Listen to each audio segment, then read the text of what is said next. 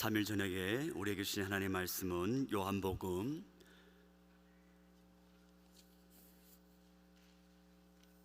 디모데후서 3장 14절에서 17절 말씀입니다. 디모데후서 3장 14절에서 17절까지 말씀, 신약성경 345면입니다. 저와 여러분 한 구절씩 교독하기를 원합니다. 그러나 너는 배우고 확실한 일에 거하라. 너는 내가 누구에게서 배운 것을 알며 그래서부터 성경을 알았나니 성경은 능히 너로 하여금 그리스도 예수 안에 있는 믿음으로 말미암아 구원에 이르는 지혜가 있게 하느니라. 모든 성경은 하나님의 감동으로 된 것으로 교훈과 책망과 바르게 함과 의로 교육하기에 유익하니 이는 하나님의 사람으로 온전하게 하며 모든 선한 일을 행할 능력을 갖추게 하려 함이라. 아멘.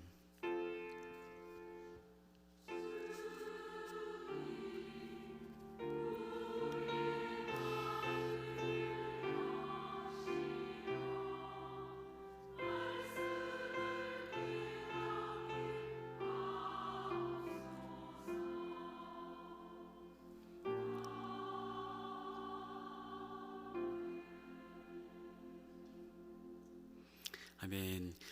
오늘 저녁에 우리에게 하나님 말씀을 전해주실 목사님은 이제 12월 첫 주에 우리 교회에 부임하여서 이제 앞으로 이교구를 섬기게 될 박근영 목사님이십니다. 우리 보모교회 강단에서 처음으로 말씀을 전하실 텐데요. 근데 제가 볼 때는 하나도 안 긴장하는 것 같아요. 그럼에도 불구하고 여러분 큰 박수로 환영하고 격려로 이렇게 환영했으면 좋겠습니다. 예, 박수 부탁드립니다.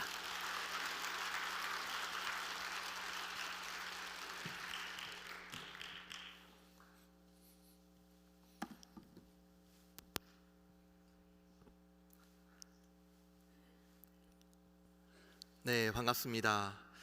여러분들과 이렇게 말씀으로 함께 교제할 수 있게 하신 하나님께 감사드립니다. 먼저 우리 예배 오신 우리 좌우에 계신 분들과 한번 이렇게 인사해 볼까요? 잘 오셨습니다. 사랑하고 축복합니다.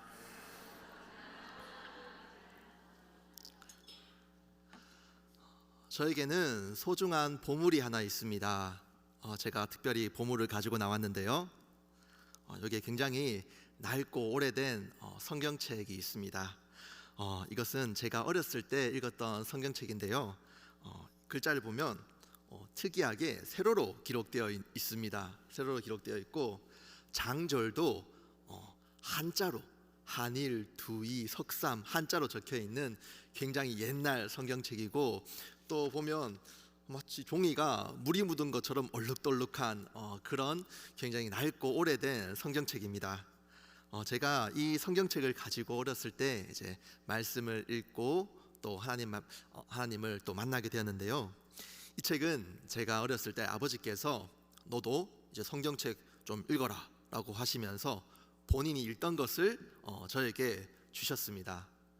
저는 이것을 받고 기쁜 것이 아니라 투덜거렸습니다. 아니, 이왕 좀 선물로 줄 거면 새 책을 주지 본인이 읽던 헝거를 왜 이 낡은 것을 나한테 주냐라고 하면서 투덜거렸는데, 아버지께서 이렇게 말씀하셨습니다. 새 거 살 돈 없다, 그냥 읽어라. 경상도 특유의 말투. 아버지께서 주시니까 어쩔 수 없이 성경책을 가지고 읽었습니다.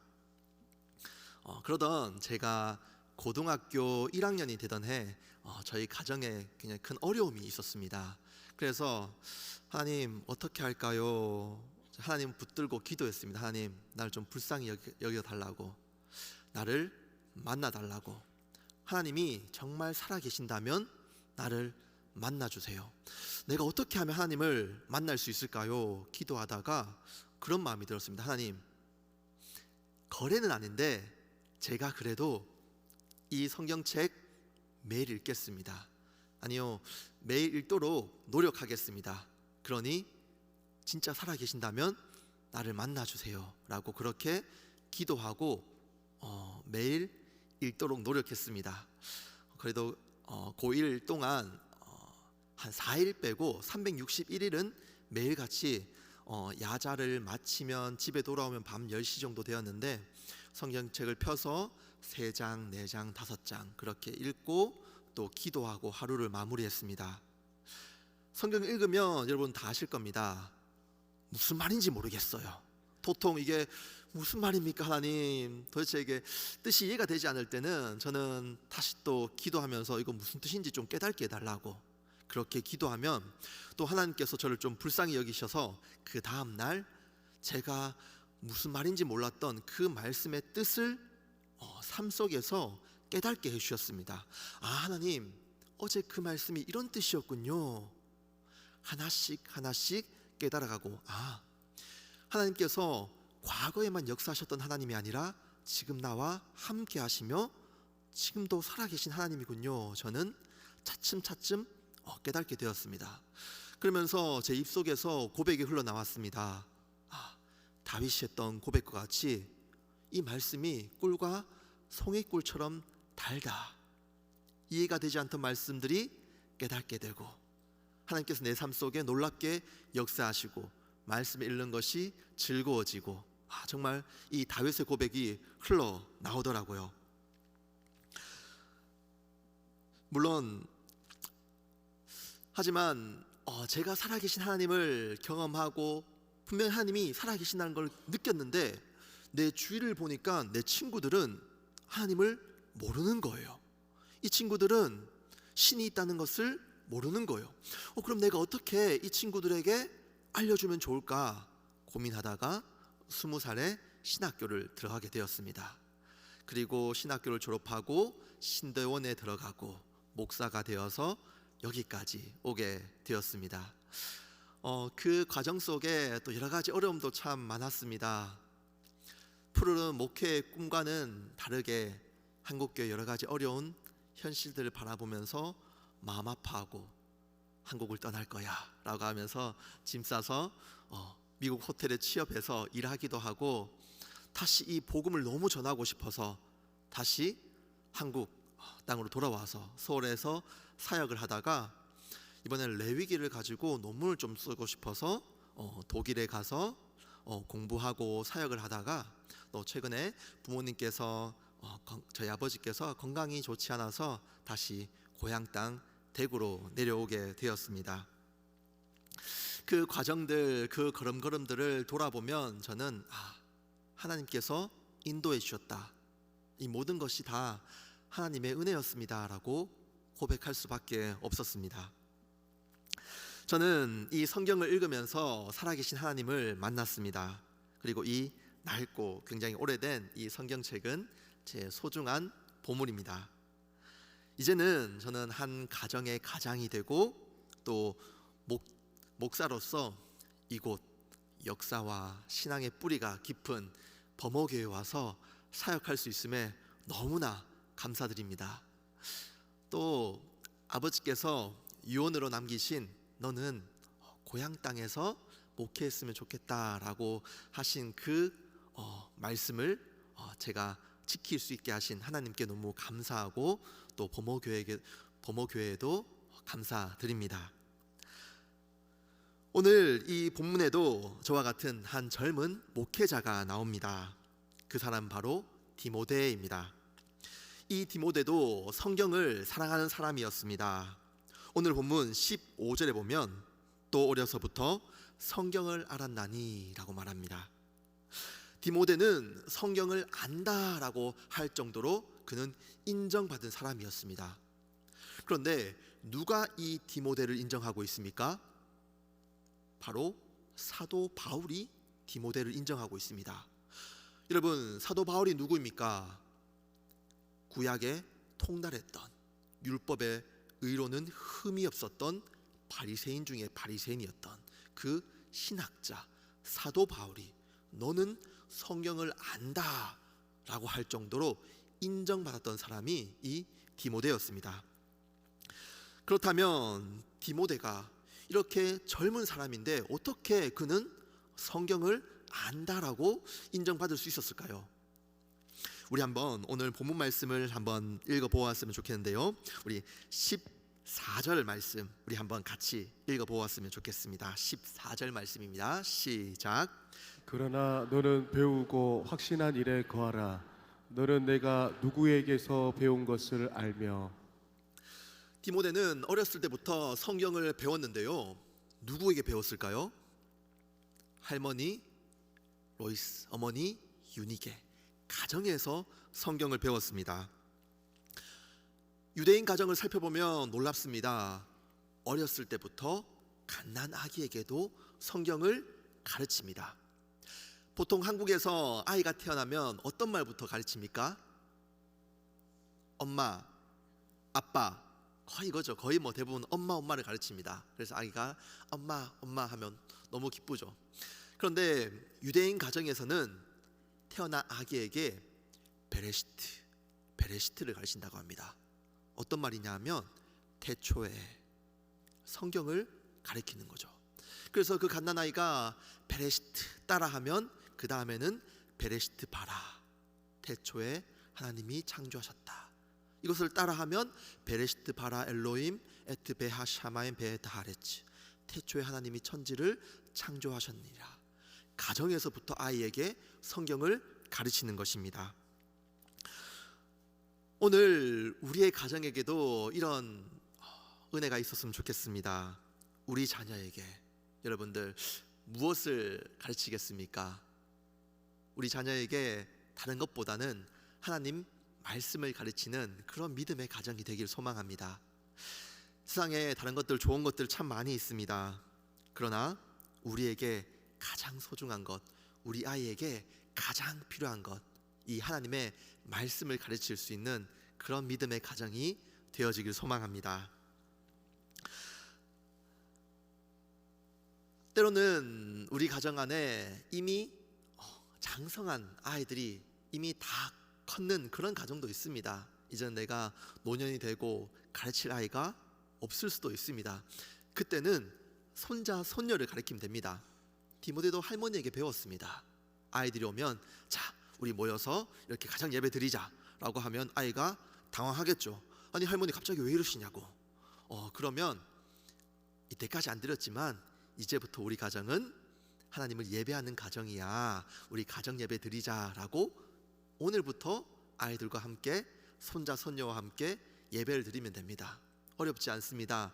말씀 읽고 말씀을 나누고 찬양하고 그것이 하나님을 예배하는 것입니다. 저는 이때까지 저희 아버지로부터 야, 네 공부 좀 해라 라고 하는 말을 단 한 번도 들어본 적이 없습니다. 그렇다고 제가 평생 집에서 공부만 한 것은 아닙니다. 때로는 게임도 하고 했죠. 그러나 저희 아버지는 그 모습을 보면서 한 번도 공부해라 라는 말을 하지 않고 야, 성경 읽어라.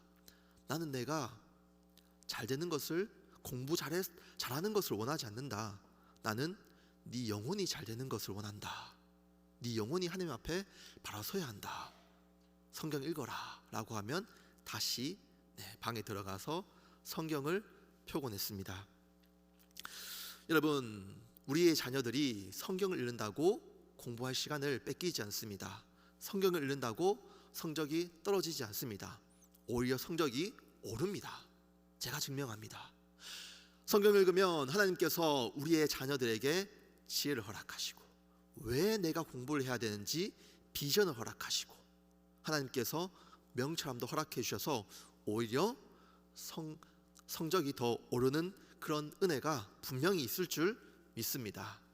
우리 아이들에게 성경을 권하는 부모가 되었으면 좋겠습니다. 이 땅에서 최초의 교회자, 최고의 교회는 바로 가정입니다. 가정에서부터 예배하는 범호교회, 예배하는 가정이 되어지길 소망합니다. 그리고 이 가정에서 아이들에게 가르치는 것보다 더 중요한 것이 있습니다. 그것은요, 본을 보이는 겁니다. 부모가 본을 보이면 아이들은 따라하기 마련입니다. 저도 아버지에게 아버지 식사하세요 문을 벌컥 열으면 항상 아버지는 같은 모습입니다. 방에서 성경을 읽으시는. 보통 하루에 아버지는 4시간씩 5시간씩 성경을 읽었습니다. 그럼 아버지 보통 1년에 몇 독 하세요? 라고 물어보니까 한 10독, 12독을 하신다고 하더라고요. 그리고 한 평생 한 200독을 하셨다라고 하시더라고요. 그렇게 본을 보이시고 자녀들에게 너도 읽어라 라고 권하는 것입니다. 흔히 이런 말을 합니다. 자녀들은 부모의 등을 보고 배운다라고. 그렇게 우리 자녀들에게 아름다운 등을 보여줄 수 있는 우리 부모가 되어지길 소망합니다. 그런데 왜 우리들은 이 성경을 읽어야 할까요? 왜 굳이 이 성경을 우리가 읽고 전해야 할까요? 오늘 본문에 보면 그 해답이 나오는데요. 우리 한번 15절 말씀 같이 읽었으면 좋겠습니다. 15절 말씀 함께 읽겠습니다. 시작. 또 어려서부터 성경을 알았나니 성경은 능히 너로 하여금 그리스도 예수 안에 있는 믿음으로 말미암아 구원에 이르는 지혜가 있게 하느니라. 아멘. 성경에는요 구원에 이르는 지혜가 있습니다. 다른 어떤 책에도 구원에 이르는 지혜가 없습니다. 오직 성경만이, 하나님 말씀만이 우리에게 죄에 대해서, 의에 대해서, 구원에 대해서 말씀해주고 있습니다. 그런데 오늘 재밌는 것은 본문에서 이야기하고 있는 이 성경이라고 하는 것은 1차적으로는 구약 성경을 가리킵니다. 왜냐하면 이때 신약 성경은 완성되지 않았거든요. 좀 이상합니다. 아니 구약 성경을 통해서 예수 그리스도를 알 수 있다고요? 구약 성경에는 예수 그리스도라는 이름이 한 번도 나오지 않습니다. 그런데 어떻게 이 구약 성경을 통해서 예수 그리스도 안에 있는 그 믿음으로 말미암아 구원을 얻을 수 있습니까? 이 구약 성경에는 예수 그리스도라는 이름은 나오지 않지만 다 한 방향으로 예수 그리스도를 가리키고 있습니다. 먼저 예수님 스스로도 이 구약 성경이 나를 가리켜 기록된 책이다라고 말씀하셨습니다. 누가복음 24장 44절 말씀에 보면 또 이르시되 내가 너희와 함께 있을 때에 너희에게 말한 바 곧 모세의 율법과 선지자의 글과 시편에 나를 가리켜 기록된 모든 것이 이루어져야 하리라 한 말이 이것이라 하시고, 유대인들은 흔히 이 구약 성경을 세 부분으로 나눕니다. 토라, 느비임, 케투빔. 이 토라라고 하는 것은 모세 오경입니다. 그리고 이 느비임이라고 하는 것은 선지자들이라고 해서 선지서를 묻고 있습니다. 케투빔은 성문서, 거룩한 문서라고 해서 시편, 잠언 등을 묻고 있습니다. 예수님은 이 모세의 글, 또 선지자의 글, 시편, 다시 말하면 이 구약 성경이 바로 나를 가리켜 기록된 것이다 라고 말씀하고 있습니다. 정말 구약 성경 그렇게 예수 그리스도를 가리키고 있는지 한번 우리가 성경을 훑었으면 좋겠습니다. 성경을 펼치면 처음에 어떤 내용이 있습니까? 하나님께서 이 세상을 창조하신 이야기가 나옵니다. 그리고 하나님께서 아담과 하와를 만드시고 에덴 동산에서 함께 아름답게 교제하시는데, 그러나 이 아담과 하와가 타락하죠. 죄를 짓죠. 그러나 하나님은 이 죄 지은 인간을 버리는 것이 아니라 그들을 구원하시는 놀라운 구원의 계획을 세우십니다.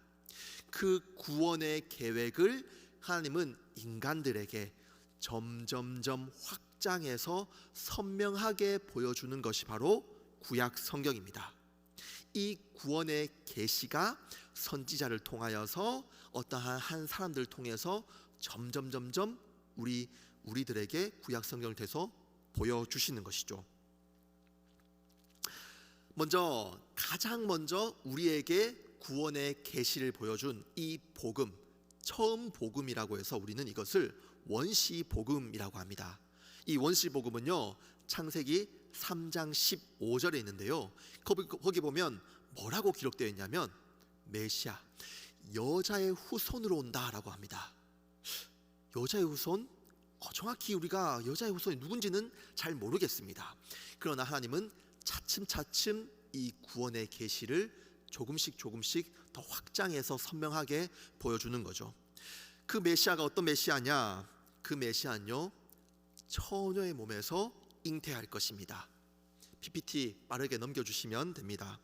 그리고요, 그 메시아는요, 이 땅에 태어나는데 베들레헴이라고 하는 땅에서 태어날 것입니다. 그 메시아는요, 다름 아닌 다윗의 자손으로 오실 것입니다. 그리고 그 메시아는 가난한 자를 위해서 아름다운 소식, 복음을 선포할 것입니다. 그리고 그분은 우리에게 비유로 말씀해 주실 것입니다. 그러나 그는요, 은 30에 팔려 나갈 것입니다. 왜냐하면 바로 우리 허물 때문에, 우리의 죄악 때문에 그가 우리의 모든 허물, 징계를 대신 채찍 맞으시며 우리는 나음을 얻을 것입니다. 그러나 그는 썩지 아니하시고 부활할 것입니다. 그리고 주께서 높은 곳으로 오르시며 승천할 것입니다. 이 모든 구원의 계획, 하나님께서 보내실 메시아에 대해서 우리에게 구약 성경을 통해서 보여주셨습니다. 이렇게 구약은 인간을 이 죄에서 구원해 줄 한 메시아를 가리키고 있습니다. 뿐만 아니라 구약의 많은 인물들이 더 나은 한 사람을 가리키고 있습니다. 태초에 이 아담과 하와는 그냥 두 사람 간의 이야기가 아닙니다. 더 나은 아담, 두 번째 아담을 우리에게 예고하고 있습니다. 그 두 번째 아담은 이 에덴 동산 마귀의 시험에서 승리할 것입니다. 진정 더 나은 아벨이 있습니다. 그는 무고하게, 죄가 없지만 억울하게 죽임을 당할 것입니다. 그러나 그 죽음은 우리 모두를 위한 대속의 죽음입니다. 우리에게는 진정 더 나은 아브라함이 있습니다. 그는 익숙했던 고향 땅을 떠나서 하나님의 백성을 이루라는 그 하나님의 부르심에 순종했습니다. 우리에게 진정 더 나은 이삭이 있습니다. 그는 우리의 웃음이 되실 것입니다. 그는 산 위에 제사로 드려질 것이지만 우리 모두를 위한 희생 제물이 되셨습니다. 우리에게 진정 더 나은 야곱이 있습니다. 그는 한밤중에 눈물로 씨름해야만 했습니다. 우리에게 진정 더 나은 요셉이 있습니다. 그는 억울하게 팔려갔지만 그는 왕 우편에 계시며 그를 배반하고 팔아버린 자들을 용서해 주시고 그의 능력으로 배반한 자들을 구원해 주었습니다. 우리에게 진정 더 나은 모세가 있습니다. 그는 하나님과 사람 사이에 계시며 우리에게 새로운 언약을 선물로 주셨습니다. 그렇게 구약 성경은 우리에게 더 나은 한 사람을 가리키고 있습니다. 그분은요, 우리의 왕이시자 선지자이시자 제사장 되시는 분이십니다. 여러분, 그분이 누구십니까? 우리를 구원하신 예수 그리스도입니다. 그렇게 구약 성경은 우리에게 한 분, 우리를 구원해 주실 메시아 예수 그리스도를 가리키고 있습니다. 여러분, 우리가 왜 성경을 읽어야 합니까? 이 성경을 읽으면 예수 그리스도를 만날 수 있습니다. 우리를 죄에서 구원해 주시고 우리를 용서해 주신 그 예수 그리스도를 우리가 만날 수 있는 유일한 책이 바로 이 성경책입니다. 다른 어떤 책도 우리를 구원해 줄 수가 없습니다. 세상이 변하고 시대가 변하면 많은 책들은 개정이 됩니다. 그러나 하나님의 말씀은 개정이 되지 않습니다. 1.1획도 변하지 않습니다. 왜냐하면 이 말씀이 세상의 기준이기 때문에, 이 말씀이 진리이기 때문에 변하지가 않는 것입니다. 오늘 우리가 이 말씀을 들고 이 말씀의 검을 내 가슴에 대고 이 말씀을 검을 가지고 나를 찔러 쪼개며, 주님, 내가 죄인입니다. 내가 이런 죄를 지었습니다. 나를 용서해 달라고, 나를 그저 불쌍히 여겨 달라고 날마다 주님 앞에 엎드리며 나아가고 그 속에서 내 죄를 용서하시는 그 예수 그리스도를 만날 수 있는 저와 여러분들 되어지길 소망합니다. 몇 달 전에 제가 3일 교회에서 부목사를 위한 세미나가 있어서 참석을 했습니다. 그때 강사님으로 오신 분이 인천 제2교회 원로 목사님이신 이건영 목사님이었습니다. 목사님께서 저희 후배 목사들에게 여러 가지 어떻게 설교를 준비하면 될 것인가에 대한 가르침을 전해 주었습니다. 제가 기억에 남는 말씀 중에 하나가, 목사님께서는 설교를 준비하실 때 원고를 다 적으시는데 그 원고를 보면서 설교하는 것이 아니라 5번, 6번 계속해서 원고를 읽으시고 머리에 다 집어넣으셔서 본인이 정리해서 외워서 성도들을 보면서 설교를 하신다고 합니다. 그 말씀을 보면, 그 말씀을 저 들으면서 나도 저럴 수 있을까, 대단하다, 정말 감동이 되었었는데 이지훈 담임 목사님을 설교를 들으면서 깜짝 놀랐습니다. 목사님 분명히 설교 원고가 있는데 보고 설교하시는 것이 아니라 성도들을 바라보면서 설교 원고를 다 외워서 그렇게 설교를 하시더라고요. 그래서 제가 한번 담임 목사님께 물어보았습니다. 목사님, 그렇게 원로 목사님께서 아버지께서 그렇게 저에게 가르쳐 주셨는데 혹시 아버지께서 가르쳐 주셔서 그렇게 하시는 겁니까? 라고 묻자 목사님께서 이렇게 말씀하십니다. 네, 그럼요. 어떻게 합니까? 아버지께서 하라는 대로 해야죠. 라고 이렇게 담백하게 말씀하시더라고요. 정말 짧은 대답이었지만 울림이 있는 대답이었습니다. 여러분, 어떡합니까? 아버지께서 시키는데 해야죠. 아버지께서 말씀하시는데 아들로서 들어야죠. 여러분, 어떡합니까? 나를 사랑하시되 죽기까지 사랑하신 내 아버지께서 말씀하시는지 보아야죠. 들어야죠. 지켜야죠. 어떡합니까? 내가 그 아버지 자녀 되었는데. 우리는 그 아버지의 말씀에 순종할 수밖에 없습니다. 왜요? 강제로? 아니요. 그 사랑이 얼마나 큰지 우리는 알거든요. 우리는 들었거든요. 보았거든요. 내가 경험했거든요. 그렇기 때문에 그 사랑을 알기 때문에 이 말씀에서 떠날 수 없는 거예요. 말씀을 듣고 지킬 수밖에 없는 거예요. 우리가 이 말씀을 오랫동안 덮어두었다면 다시 이제는 말씀을 펴서 그 하나님 아버지의 말씀 앞으로 나아가서 그 말씀에 청종할 수 있는 저와 여러분들 되어지기를 소망합니다. 제가 20살 때 신학교를 입학하고 첫 기숙사 새벽 예배를 드릴 때였습니다. 그때 새벽 예배를 드리고 이제 다 끝나고 기도를 하는데 무슨 기도를 할까 고민하다가 딱 떠오른 분은 저희 아버지였습니다. 아버지께서는 작년에 이제 소천했는데 항상 저를 위해 이제 기도하셨던 분이었거든요. 늘 보통 저희가 이제 뭐 새벽 4시 5시 되면 깨잖아요. 소변이 마려워서. 그래서 저도 이제 뭐 중고등학교 때 소변이 마려워서 화장실을 가려고 하면 항상 안방 문틈 사이에는 빛이 새어 나왔습니다. 그리고 함께 기도 소리가 새어 나왔습니다. 도대체 이 새벽에 매일같이 뭘 그렇게 기도하시나 라고 이제 문에다가 귀를 대고 들어보면 늘 같은 소리가 반복해서 울려 나왔습니다. 박근영, 저 이분 불쌍히 여겨달라고. 박근영, 저를 위해서 그렇게 기도하시더라고요. 그렇게 기도하시는 아버지를 생각하면서 저도 이제 기도를 했는데, 저는 감사하게도 저는 이제 어머니가 없지만 아버지가 계셔서 고3 동안, 고등학교 3년 동안 아침밥을 한 번도 굶어 본 적이 없습니다. 제 시대 때는 영교시가 있었던 것이 아니라 마이너스 1교시가 있었거든요. 어우, 최악이었습니다. 진짜 애들이 새벽에 학교를 등교를 했습니다. 그런데 한 번도 저는 딴 친구들 다 아침밥을 못 먹고 와요. 그 새벽에 등교하는데 누가 아침밥을 먹고 옵니까? 근데 저만 아침밥을 매일 먹는 거예요.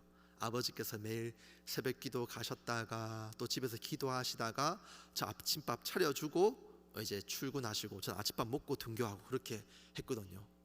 그런 아버지를 생각하면서 기도하는데 저도 모르게 눈물이 흘러나오더라고요. 그래서 눈물 흐르구나 하면서 이제 그냥 이제 기도를 했습니다.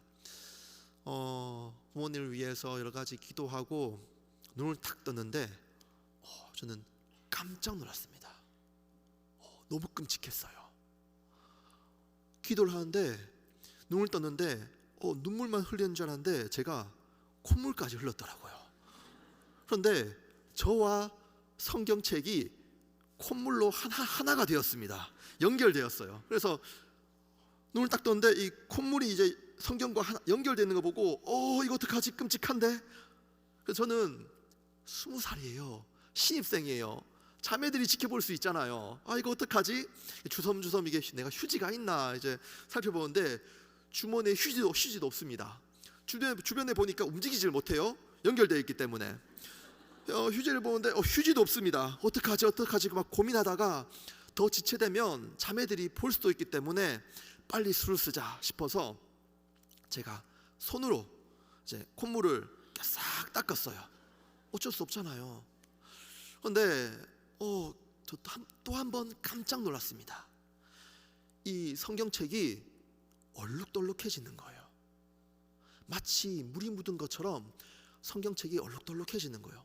저는 그때 처음 깨달았어요. 저는 성경책을 읽으면서 아버지를 욕했거든요. 왜냐하면 아버지가 저한테 가르치는 거는 야, 성경책 깨끗이 써야 된다 라고 가르치면서 본인은 막 물 막 쏟고 얼룩덜룩 이게 뭐냐고 아버지를 욕했는데 그게 물 쏟은 게 아니라 매일같이 눈물 흘리면서 저를 위해 기도했던 그 눈물 자국이었던 것입니다. 저는 이 말씀을 읽으면서 아버지의 사랑을 깨닫고 또 하나님의 사랑을 깨닫게 되었습니다. 여러분, 우리가 어디에서 하나님의 말씀, 하나님의 뜻, 하나님의 사랑을 배울 수가 있습니까? 경험할 수가 있습니까? 하나님의 말씀입니다. 우리가 그것을 경험하기 위해서는 말씀을 배워야 됩니다. 읽어야 됩니다. 또 내가 만났던 그 하나님을 전해야 합니다. 오늘 우리 부모들에게 이 사명이 있을 줄 믿습니다. 뜨거운 칼이 딱딱한 버터를 가르듯 그 하나님의 뜨거운 하나님의 검이 우리의 죄 때문에 메말라 있고 딱딱해진 그 심령을 뜨겁게 찌르고 쪼개어서 우리의 모든 죄를 깨닫게 하시고 회개케 하시고 우리의 영혼을 다시 소생케 하게 될 줄 믿습니다. 우리 안에 있는 이 말씀을 통하여서 우리가 날마다 예수 그리스도를 만나고 내가 만난 예수 그리스도를 우리 가정에서 또 우리 주변에 예수 그리스도를 전하며 정말 우리의 가정이 믿음의 가정, 믿음의 명문 가정 이루어 나갈 수 있는 저와 여러분들 되어지기를 소망합니다. 우리 시간 한번 같이 기도했으면 좋겠는데요. 이 시간 기도할 때 주님, 우리가 우리에게 주어진 이 말씀을 읽고 날마다 예수 그리스도를 만날 수 있게 하여 주시옵소서. 그 말씀을 통하여서 우리가 회복을 얻고 주님을 더욱더 뜨겁게 사랑하는 우리가 되게 도와주옵소서. 사랑하는 내 자녀에게 다른 무엇보다 생명의 말씀, 이 성경을 전하고 가르칠 수 있는 우리가 되게 도와달라고 이 시간 함께 같이 기도하도록 하겠습니다. 사랑의 주 하나님 아버지, 감사